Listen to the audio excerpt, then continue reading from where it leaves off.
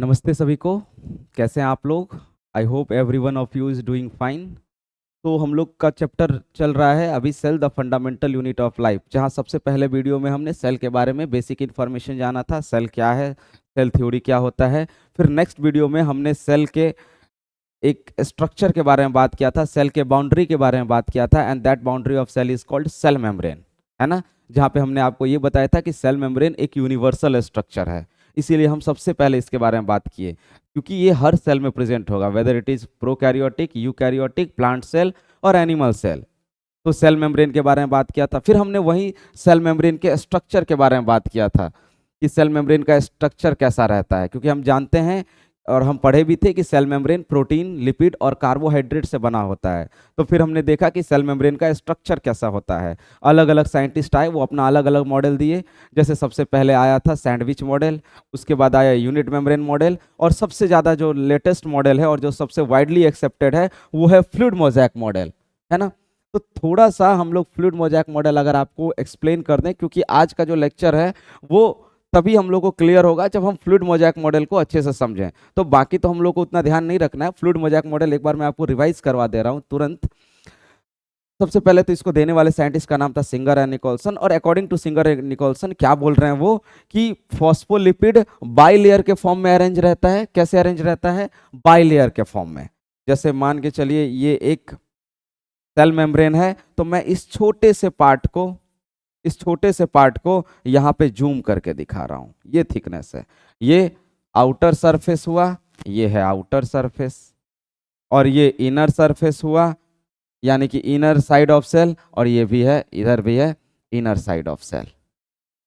Clear है? तो ये दोनों, ये आउटर। अब आप समझ रहे होंगे कि हम बेसिकली ये जो छोटा सा रेड लाइन दिख रहा है ना, इसका बात कर रहे हैं। तो ये छोटा सा रेड लाइन है, दैट इज सेल मेम्ब्रेन। इसी को जूम करके हम यहाँ देख रहे हैं। तो होता कैसे है?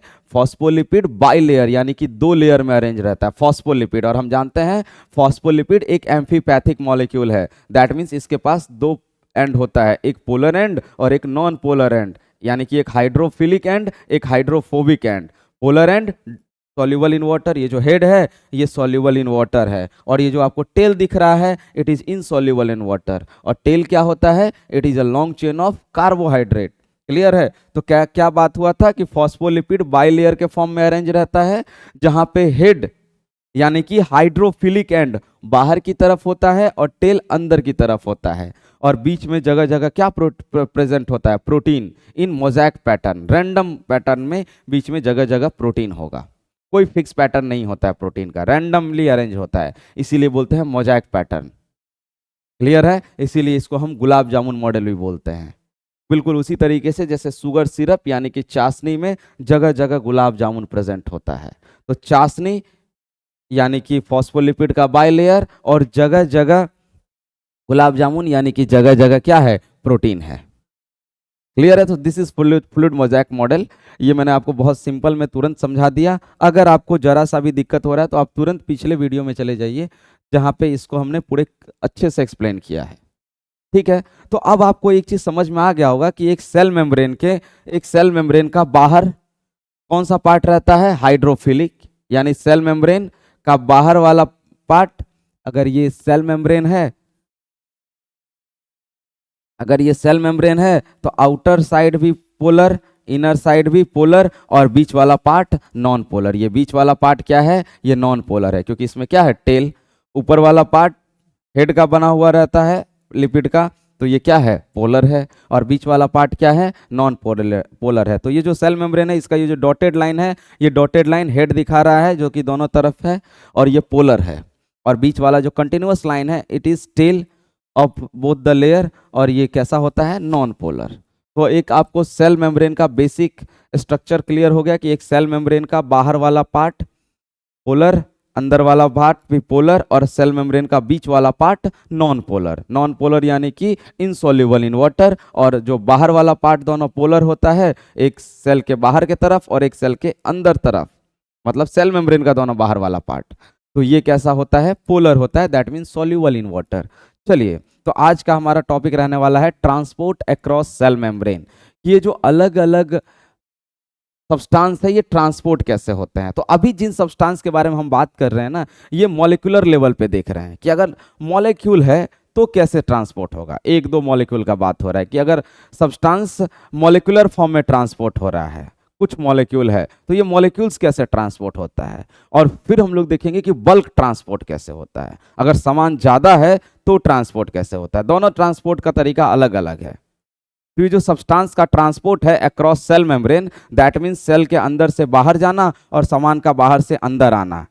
Transport across cell membrane, in and out of cell, in and out of cell. तो ये जो ट्रांसपोर्ट अक्रॉस सेल मेम्ब्रेन है, ये आखिर होता कैसे है। तो अभी हम देख रहे हैं कि अलग मॉलिक्यूल का ट्रांसपोर्ट कैसे होता है, और फिर हम देखेंगे कि बल्क ट्रांसपोर्ट कैसे होता है, मतलब सामान ज्यादा है तो कैसे होगा और कम है तो कैसे होगा। तो चलिए सबसे पहले बात करते हैं कि जो पोलर मॉलिक्यूल्स होते हैं, they cross the membrane by both active and passive transport. जो पोलर मॉलिक्यूल होते हैं that means soluble in water, वो एक्टिव और पैसिव दोनों तरीके से अंदर बाहर जाते हैं। अब आप बोलेंगे सर एक्टिव पैसिव थोड़ा सा क्लियर कर दीजिए। Active that means with the help of energy, with the help of energy, और passive without energy. Passive, active में क्या चले चाहिए, energy, with the help of ATP, यहां पे एनर्जी का जरूरत पड़ता है, with the help of ATP. ATP is the energy currency of cell. हमारे सेल के अंदर एनर्जी किस फॉर्म में यूज होता है, एटीपी के फॉर्म में यूज होता है। There are different form of energy, sound energy, light energy, nuclear energy, but हमारे सेल को, हमारे बॉडी को जो एनर्जी चाहिए वो कौन सा एनर्जी चाहिए, केमिकल एनर्जी। और केमिकल एनर्जी भी किस फॉर्म में, एटीपी के फॉर्म में। ये एक मॉलिक्यूल है जिसका नाम है एडिनोसाइन ट्राइफॉस्फेट। तो अगर ट्रांसपोर्ट करने के लिए एनर्जी का जरूरत पड़ रहा है तो एक्टिव ट्रांसपोर्ट, और अगर ट्रांसपोर्ट विदाउट एनर्जी हो रहा है, बिना एनर्जी से हो रहा है, तो कैसा ट्रांसपोर्ट, पैसिव ट्रांसपोर्ट। अब इसको ऐसे समझिए, मान के चलिए दो बर्तन में पानी भरा हुआ है, क्लियर है, और इन दोनों बर्तन को हम जोड़ रहे हैं एक पाइप से। किससे जोड़ रहे हैं, पाइप से, एक बर्तन में, ठीक है। अब आप देख सकते हैं ए और बी, कहाँ पानी ज़्यादा है, सर ए में ज़्यादा है। कहाँ पानी का कम है, बी में कम है। यानी कि बी में पानी का कंसंट्रेशन कम है और ए में पानी का कंसंट्रेशन ज़्यादा है। बताइए पानी किधर से किधर मूव करेगा, ए से बी। क्या इसके लिए आपको मोटर लगाना पड़ेगा, सर बिल्कुल मोटर लगाने का जरूरत नहीं, अपने आप पानी चला जाएगा ए से बी में। क्यों, क्योंकि ए में कंसंट्रेशन ज़्यादा और बी में कंसंट्रेशन कम। ए में कंसंट्रेशन ज्यादा, बी में कंसंट्रेशन कम। इसका मतलब क्या समझे कि जब भी कोई चीज हाई कंसंट्रेशन से लो कंसंट्रेशन की तरफ जाता है तो क्या इसमें एनर्जी का जरूरत पड़ा, नहीं। और एनर्जी का जरूरत नहीं पड़ा तो कैसा ट्रांसपोर्ट, पैसिव ट्रांसपोर्ट। अब अगर इसका उल्टा सोचिए कि मान के चलिए फिर से अपने पास दो बर्तन है, एक में कम पानी भरा हुआ है, एक में पूरा भरा हुआ है पानी, ठीक है। दोनों को पाइप से जोड़ दिए। अब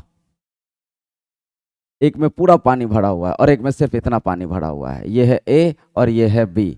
अब मान के चलिए हमको पूरा पानी को बी से ए में भेजना है, हमको भेजना है पानी को बी से ए की तरफ, बी से ए की तरफ। तो क्या अपने आप चला जाएगा, नहीं सर। अगर बी से ए में भेजना है तो मोटर लगाना पड़ेगा, दैट मीन्स एनर्जी का यूज करना पड़ेगा। तो बी से ए जाने में अगर पानी को हमको बी से ए भेजना है तो हमको किसका जरूरत पड़ा, एनर्जी का जरूरत पड़ा।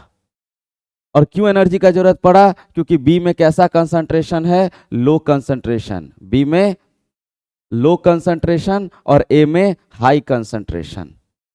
तो इसका मतलब अगर कोई सब्सटेंस लो कंसंट्रेशन से हाई कंसंट्रेशन की तरफ जा रहा है, लो कंसंट्रेशन से हाई कंसंट्रेशन की तरफ जा रहा है तो एनर्जी का जरूरत पड़ेगा। लेकिन अगर कोई सब्सटेंस हाई कंसंट्रेशन से लो कंसंट्रेशन की तरफ जा रहा है तो कोई एनर्जी का जरूरत नहीं पड़ेगा। और कोई एनर्जी का जरूरत नहीं पड़ेगा मतलब पैसिव ट्रांसपोर्ट, और एनर्जी का जरूरत पड़ेगा यानी कि एक्टिव ट्रांसपोर्ट। तो अब आपको समझ में आया एक्टिव और पैसिव ट्रांसपोर्ट क्या होता है। एक्टिव ट्रांसपोर्ट जहां पे ट्रांसपोर्ट के लिए एनर्जी चाहिए, और पैसिव ट्रांसपोर्ट जहां ट्रांसपोर्ट करने के लिए कोई एनर्जी का जरूरत नहीं है।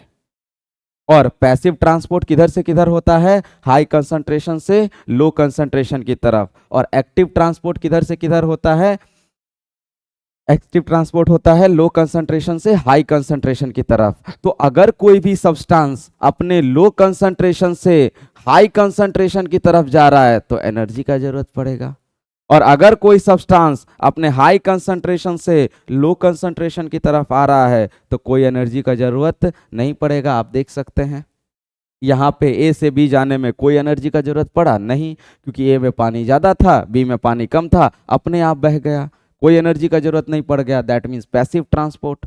लेकिन यहाँ पे बी में क्योंकि लो कंसंट्रेशन था, ए में हाई कंसंट्रेशन था, तो अगर पानी को बी से ए में जाना है तो हमको मोटर लगाना पड़ा, एनर्जी का सप्लाई करना पड़ा। दैट मीन्स बी से ए जाने में एनर्जी का जरूरत हुआ, और अगर एनर्जी का जरूरत हुआ तो कैसा transport? Active transport.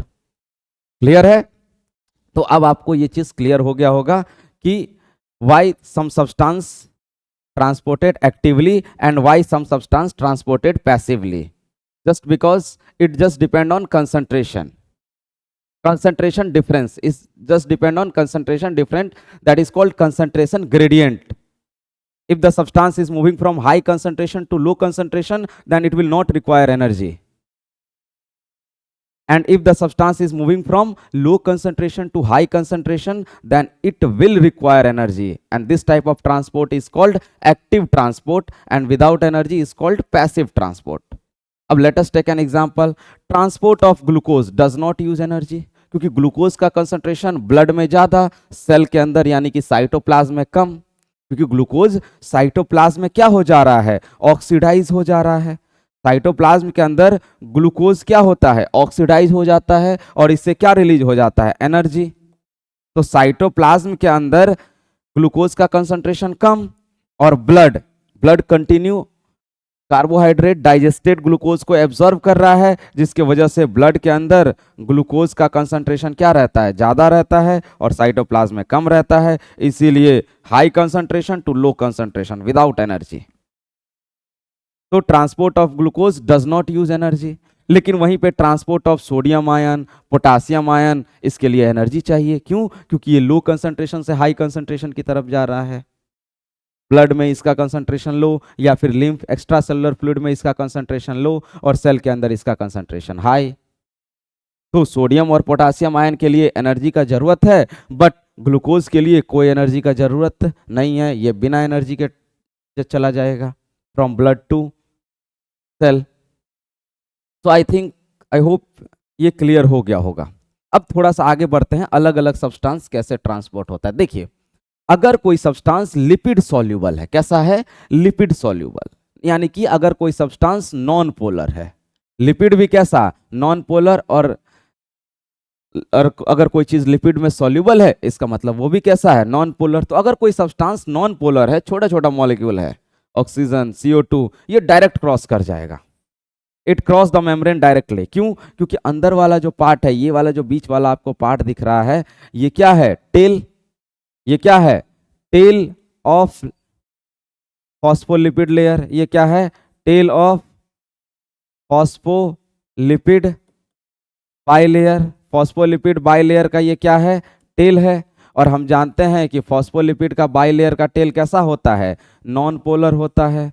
Non polar मतलब हाइड्रोफोबिक, और अगर सब्सटेंस भी नॉन पोलर है तो लाइक डिजॉल्व्स लाइक, पहले ही बात कर चुके हैं। और क्योंकि लाइक डिजॉल्व्स लाइक, तो ये डायरेक्ट क्रॉस कर जाएगा। बीच में ये भी नॉन पोलर और ये सब्सटेंस भी non polar, like dissolves like, direct cross कर जाएगा। तो ये सिंपल डिफ्यूजन, इसको बोलते हैं simple diffusion, from high concentration to low concentration by the process of simple diffusion, direct cross कर जाएगा। The movement of substance from high concentration to low concentration is called simple diffusion. और ये किसका होगा? जो सब्सटेंस नॉन पोलर है। Oxygen, CO2 हो गया। अब कोई कुछ सब्सटेंस लिपिड इनसॉल्युबल है। लिपिड इनसॉल्युबल का मतलब लिपिड में घुल नहीं रहा है, यानी कि लिपिड नॉन पोलर है, तो ये सब्सटेंस कैसा है? पोलर। सब्सटेंस कैसा है? पोलर। अब ये दो तरीके से होता है। अगर सब्सटेंस मॉलिक्यूल थोड़ा सा बड़ा है, if it is a macro molecule, अगर मॉलिक्यूल का साइज बड़ा है, तो इसके लिए एक प्रोटीन कैरियर होता है। अब ये मॉलिक्यूल प्रोटीन कैरियर में आकर एडजस्ट हो जाएगा, जिसकी वजह से जो प्रोटीन जिसका ट्रांसपोर्ट होना है उसको हम लोग बोलते हैं substrate. This is called substrate. तो ये सबस्ट्रेट आकर के अटैच हो गया है किससे? प्रोटीन कैरियर से। और जैसे ही ये जो प्रोटीन है, अब याद आ रहा है प्रोटीन, इंटीग्रल प्रोटीन, ये कौन सा प्रोटीन है? इंटीग्रल प्रोटीन, जो कि सेल मेम्ब्रेन में पूरी तरीके से इंटीग्रेटेड है, धसा हुआ है, इंटीग्रल प्रोटीन। और अगर जो सरफेस पे रहता तो उसको क्या बोल देते हम लोग लास्ट लेक्चर में? Peripheral protein. हम लोग नहीं बोले थे, बेसिकली हम लोग पढ़े थे, है ना। हम लोग कौन होता है टर्म्स देने वाले? तो हम लोग क्या पढ़े थे? उसको बताए थे पेरिफेरल प्रोटीन, जो कि किसका काम करता है? वो रिसेप्टर का काम करता है, समझ में? एंटीजेनिक एक्टिविटी के लिए एंटीजन की तरह बिहेव करता है, या अलग तरीके से रिसेप्टर। तो उस वो तो खैर हो गया अलग चीज। ये कौन सा प्रोटीन है? Integral protein. तो अगर कोई बड़ा मॉलिक्यूल है और वो नॉन पोलर है, अगर कोई बड़ा मॉलिक्यूल है और सॉरी पोलर है, that means it is soluble in water. तो लिपिड तो क्या है? इनसॉल्युबल। ये वाला जो बाई लेयर है ये क्या है? इनसॉल्युबल। तो क्या इसको ये क्रॉस करने देगा? नहीं, क्योंकि लाइक डिजॉल्व्स लाइक। तो ये जो मॉलिक्यूल पोलर है और बीच वाला टेल नॉन पोलर, तो ये इसको क्रॉस नहीं करने देगा। तो क्रॉस नहीं करने देगा तो फिर क्या होगा? इसके लिए एक स्पेशल प्रोटीन होता है, इंटीग्रल प्रोटीन, और इसको हम लोग प्रोटीन कैरियर भी बोलते हैं, क्योंकि ये कैरी करता है सब्सटेंस को, कैरी ढोता है। कैरियर मतलब ढोना, जो ढोता हो, कैरियर। तो ये सबस्ट्रेट, जो the substance which is needed to be transported is called substrate. तो सबस्ट्रेट अटैच हुआ प्रोटीन से, जिसकी वजह से प्रोटीन के शेप में फॉर्मेशन हुआ, and due to change in shape this substrate या द सब्सटेंस गेट्स ट्रांसपोर्टेड, जिधर से भी जिधर जाना है। तो ये दूसरा तरीका हो गया। इसको बोलते हैं कैरियर प्रोटीन। क्या बोलते हैं? Carrier protein. और इस तरह के ट्रांसपोर्ट को बोलते हैं carrier mediated facilitated diffusion. Facilitated diffusion, facilitated diffusion. Facilitated diffusion क्यों बोलते हैं? Because this type of diffusion takes place with the help of protein.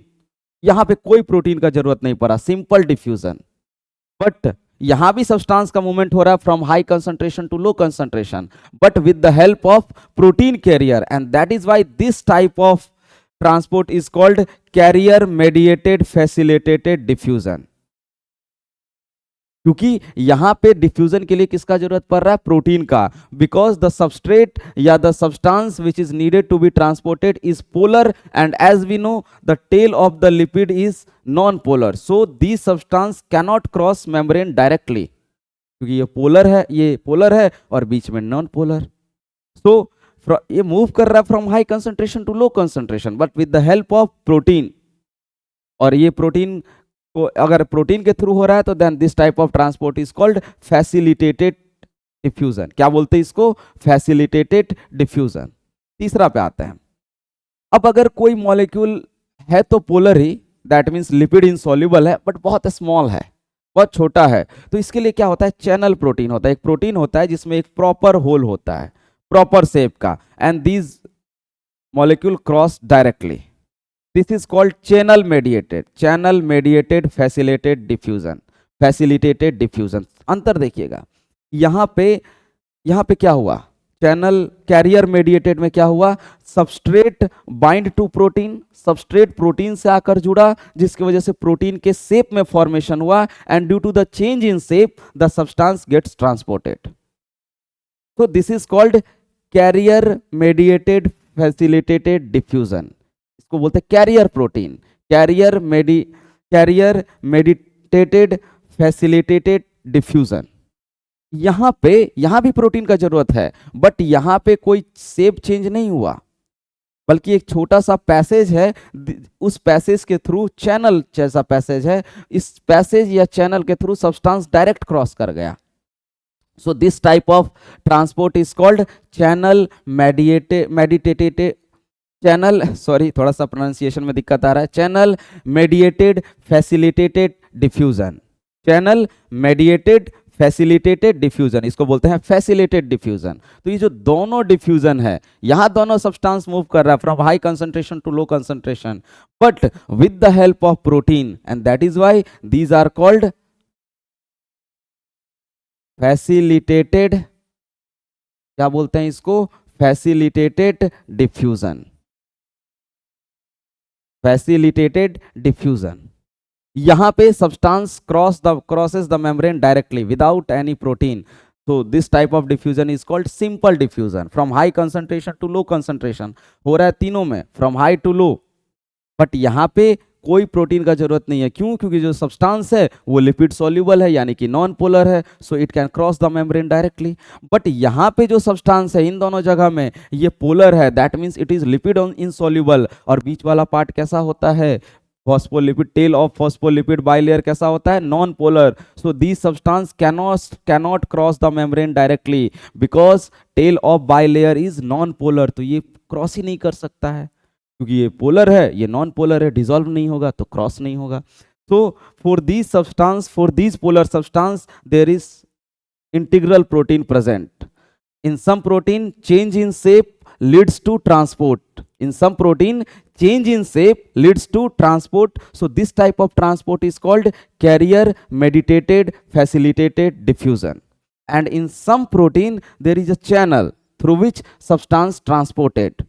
And this type of transport is called facilitated diffusion. अब इसी के जैसा एक present होता है प्रोटीन जिसके थ्रू वाटर मॉलिक्यूल. और वाटर कैसा है? वाटर भी पोलर है, जिसके थ्रू पोलर मॉलिक्यूल यानी कि वाटर क्रॉस करता है. और इस तरह के चैनल प्रोटीन को बोलते हैं एक्वापोरिन्स. क्या बोलते हैं? एक्वापोरिन्स. पोरिन्स का मतलब hole. And this type of diffusion is called osmosis. Movement of water from high concentration to low concentration through this membrane, through semi permeable membrane या through selective permeable membrane is called osmosis. और यहाँ भी water के लिए भी क्या होता है? there is a channel protein and that channel protein is called aquaporins. इसी channel protein को क्या बोलते हैं? aquaporins. क्लियर है? तो हम देख रहे हैं कि क्योंकि पोलर मॉलिक्यूल प्रेजेंट है तो पोलर मॉलिक्यूल के लिए polar molecule cannot cross the membrane directly, so they need a protein. And if there is change in shape of protein leads to transport, then this type of protein is called carrier protein. And if in the protein there is a channel through which substance gets transported, then this type of protein is called channel protein. और पानी के लिए जो channel protein होता है उसको हम लोग बोलते हैं एक्वापोरिन्स. तो आई होप क्लियर हो गया होगा कि सब्सटेंस कैसे ट्रांसपोर्ट होता है, डिफरेंट सब्सटेंस कैसे ट्रांसपोर्ट होता है. क्लियर है? अगर कोई नॉन पोलर है डायरेक्ट क्रॉस कर जाएगा from high concentration to low concentration, simple diffusion. हर जगह हो तो रहा है from high concentration to low concentration. Clear है? बट अंतर क्या है? क्योंकि ये पोलर था, लिपिड इनसॉल्युबल था, तो इसके लिए स्पेशल प्रोटीन. और इसमें क्या होता है? Substrate, that means the substance which is needs to be transport. जो सब्सटेंस ट्रांसपोर्ट हो रहा है उसको हम लोग बोलते हैं सबस्ट्रेट. वो पहले प्रोटीन से अटैच हुआ जिसकी वजह से प्रोटीन के शेप में चेंज हुआ और शेप में चेंज होने की वजह से सब्सटेंस ट्रांसपोर्ट हो गया. इस तरह के प्रोटीन को बोलते हैं कैरियर प्रोटीन. वहीं पे कुछ प्रोटीन में एक प्रॉपर पैसेज बना हुआ है जिसके थ्रू सब्सटेंस ट्रांसपोर्ट हो रहा है from high concentration to low concentration. और इस तरह के प्रोटीन को बोलते हैं चैनल प्रोटीन. और पानी के लिए जो चैनल प्रोटीन होता है उसको बोलते हैं एक्वापोरिन्स. और पानी का ये जो मूवमेंट है from high concentration to low concentration, इसको हम लोग बोलते हैं ऑस्मोसिस. है ये भी डिफ्यूजन, बट पानी का डिफ्यूजन को ही हम क्या बोलते हैं? Osmosis. Diffusion of water through semi permeable और selective permeable membrane is called osmosis. अब एक बात इंपॉर्टेंट है जो ध्यान में रखना है, ये सारा प्रोटीन जो है वो कैसा होना चाहिए? पोलर होना चाहिए, क्योंकि लाइक डिजॉल्व्स लाइक, क्योंकि ये तीनों सब्सटेंस कैसा है? Polar. So the protein must be in polar. So protein must be polar. चलिए, तो अब थोड़ा सा आगे बढ़ा जाए. आगे क्या बढ़ा जाए? वही जो हम लोग पढ़ रहे हैं उसी को थोड़ा सा देख लिया जाए. Channel protein present in cell membrane are polar in nature. ये जितना भी चैनल प्रोटीन था these are polar in nature and help in transporting polar molecule across cell membrane. क्यों पोलर मॉलिक्यूल के लिए जरूरत पड़ रहा है? क्योंकि लिपिड का जो टेल है, बाइलेयर का जो टेल है, दीज आर नॉन पोलर. तो ये अलाउ ही नहीं करेगा ये पोलर सब्सटेंस को क्रॉस करने के लिए, क्योंकि ये तो पोलर है, पोलर को जाने ही नहीं देगा. जो इसमें घुलेगा नहीं उसको जाने नहीं देगा.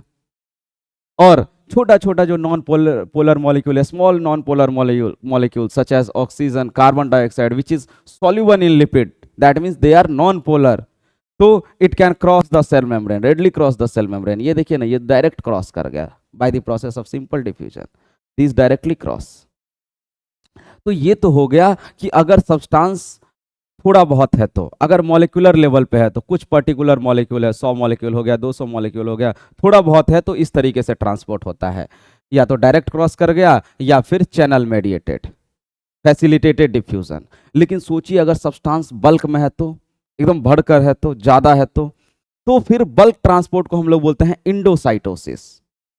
बल्क ट्रांसपोर्ट को क्या बोलते हैं? इंडोसाइटोसिस। दैट मीन्स अगर कोई सब्सटेंस अंदर आ रहा है सेल के तो इंडोसाइटोसिस, और अगर कोई सब्सटेंस सेल के बाहर जा रहा है तो एक्सोसाइटोसिस। नाम में ही क्लियर है, एंडो। एंडो का मतलब इंटर, एंडो का मतलब एंटर कर रहा है। कहां एंटर कर रहा है? साइटोसिस, साइटोप्लाज्म में। और अगर कोई सब्सटेंस भर भर कर है तो बल्क ट्रांसपोर्ट। तो आज अब हम लोग देखेंगे बल्क ट्रांसपोर्ट कैसे होता है। अब इसका भी दो पार्ट है। सबसे पहला पिनोसाइटोसिस। पिनो हालांकि वहां से आया नहीं है, लेकिन आप ध्यान रखिएगा, पिनोसाइटोसिस मतलब cell drinking. That means substance अगर लिक्विड है, सब्सटेंस क्या है? लिक्विड है। Injection of liquid material by plasma membrane. अब कैसे होता है देखिए, लेट सपोज कि ये सबस्ट्रेट है, दिस इज सबस्ट्रेट, ये है सबस्ट्रेट। अब अगर, और ये सबस्ट्रेट जो है वो लिक्विड फॉर्म में है, फ्लूइड फॉर्म में है, और अब बल्क में है, तो ये इसके लिए प्रोटीन वगैरह से ये ट्रांसपोर्ट नहीं होगा। तो फिर क्या होगा? This cell membrane form a cup around this substance. इसके अराउंड एक कप जैसा स्ट्रक्चर बना, and then both the end of the cup join together and substance get ingested in the form of vesicle. Bag like structure called vesicle, इसको बोलते हैं vesicle, vesicle, vesicle. और ये जो वेसिकल बना है इसको हम लोग बोलते हैं पिनोजोम। क्या बोलते हैं? पिनोजोम। तो आपको समझ में आ गया। First the cell membrane form a cup, first the cell membrane form a cup because cell membrane are flexible in nature. तो यही बता दीजिए, सेल मेम्ब्रेन के फ्लेक्सिबल होने के लिए कौन रिस्पॉन्सिबल है? तो सेल मेम्ब्रेन के फ्लेक्सिबल होने के लिए रिस्पॉन्सिबल है फॉस्फोलिपिड, जिसका नेचर होता है quasi fluid, quasi fluid in nature, that means semi fluid. और सेल मेम्ब्रेन को स्ट्रॉन्ग कौन रखता है? कोलेस्ट्रॉल। क्लियर है? तो चलिए, पहले सेल मेम्ब्रेन इस सब्सटेंस जो जिसका कि ट्रांसपोर्ट होना है, जो कि बल्क अमाउंट में है, उसके अराउंड क्या बनाया? एक कप बनाया। First cell membrane forms a cup like structure, and then both the end of cup, cup का जो दोनों दूसरा एंड है वो ज्वाइन हो जाता है, और सब्सटेंस जो है वो एक वेसिकल के फॉर्म में अंदर आ गया, वेसाइकल के फॉर्म में अंदर आ गया। और ये जो वेसाइकल है, ये जो वेसिकल है, इसको हम लोग बोलते हैं पिनोजोम। क्या बोलते हैं? पिनोजोम। क्योंकि इस वेसिकल के अंदर जो सब्सटेंस है वो कौन से फॉर्म में है? लिक्विड फॉर्म में है। And this process is called pinocytosis. क्या बोलते हैं इसको? पिनोसाइटोसिस। तो आई होप ये क्लियर हुआ होगा पिनोसाइटोसिस क्या होता है और पिनोजोम क्या हो। Pinosome is a vesicle, ingested vesicle, जिसका कभी इंजेक्शन हुआ है। तो pinosome is the ingested vesicle which contains liquid substance. Clear है? And this process is called pinocytosis, या फिर इसी को बोलते हैं cell drinking. Next is phagocytosis. अगर सब्सटेंस सॉलिड है, अगर सब्सटेंस सॉलिड है तो इस प्रोसेस को बोलते हैं फैगोसाइटोसिस, या फिर इसी को बोलते हैं cell eating, injection of solid complex material by plasma membrane. अब देखिए इस यहां भी क्या होता है, let suppose these are the substance that needs to be transport. तो यही होगा, first cell membrane forms, because cell membrane are flexible in nature, so cell membrane forms cup around this substance, and then both the end of the cup join together and substance get ingested in the form of vesicle, and this vesicle is called vacuole, या फिर इसी को बोलते हैं फैगोजोम। फैगोजोम। Pinocytosis में जो vesicle बना उसको क्या बोल देते थे? पिनोजोम। और यहां जो वेसिकल बनेगा इसको क्या बोलेंगे? फैगोजोम। तो आई होप फैगोसाइटोसिस भी क्लियर हो गया होगा, ज्यादा डिफरेंस नहीं है। पिनोसाइटोसिस में क्या था? प्रोसेस लगभग वही है। पिनोसाइटोसिस में क्या हुआ था? सब्सटेंस वाज लिक्विड, और फैगोसाइटोसिस में सब्सटेंस इज अ सॉलिड। तो अगर सब्सटेंस सॉलिड है तो सेल ईटिंग, और अगर सब्सटेंस लिक्विड है तो सेल ड्रिंकिंग।